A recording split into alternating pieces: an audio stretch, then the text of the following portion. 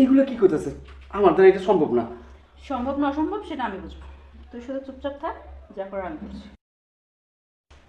এই কি করছিস তুই? হ্যাঁ, কাজ করতেছি ম্যাডাম। রাখ, বস। সারাক্ষণ কিসের কাজ করিস? হ্যাঁ, কোনো একটা কাজ তো ঠিক মতো করতে পারিস না। সারাক্ষণ খালি এটা হাতালেও চলবে? ম্যাডাম, আমি তো বাড়ি করে সব কাজই করি। এই, এটাও তোর একটা অন্যায়। আমি কি তোকে বলেছি নিচে বসতে? ওঠ, উপরে ওঠ। সবসময় পুরো কথাটা না শুনে যে আগে আগে কাজ করিস না, ওস্তাদি করিস, এটা ভালো না। রাখ এগুলো, তোর পার্সোনাল কথা আছে। পার্সোনাল কথা আমার লগে। একটা কথা বলবি না, তোর সাথে এখন আমি রোমাঞ্চ করবো। এইগুলো কি করতেছে? আমার দ্বারা এটা সম্ভব না। সম্ভব না অসম্ভব সেটা আমি বুঝবো। তুই শুধু চুপচাপ থাক, যা করার আমি করছি। ম্যাডাম সাহেব। ইভা! ইভা, ইভা, আমি সব কি দেখছি? আমার কোনো দোষ নেই স্যার। তুমি চুপ করো। আরে এত রাগারাগি কেন করতেছো? এটা তো জাস্ট সিম্পল একটা বিষয়। সিম্পল বিষয় বলছো তুমি? এত বড় একটা নোংরামি করতেছো, এটা বলছো সিম্পল বিষয়? আরে আজব তো, আমি কিছু বুঝতেছি না। এখানে আবার চিল্লাচিল্লি করার কি আছে? যা হয়েছে তা তো দেখতেই পেলে।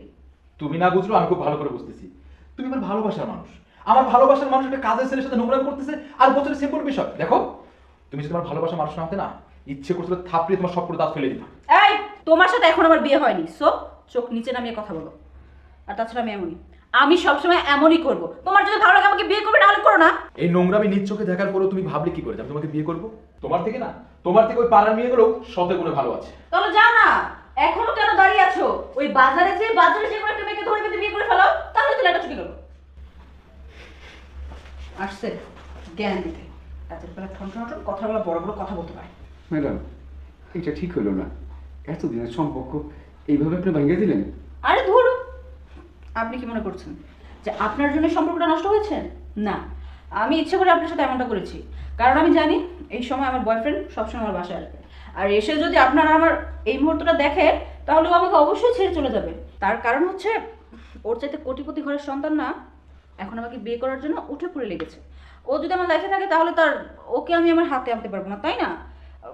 তাই আপনার সাথে একটু নাটক করেছি, মানে ওর সাথে সম্পর্কটা নষ্ট করার জন্য।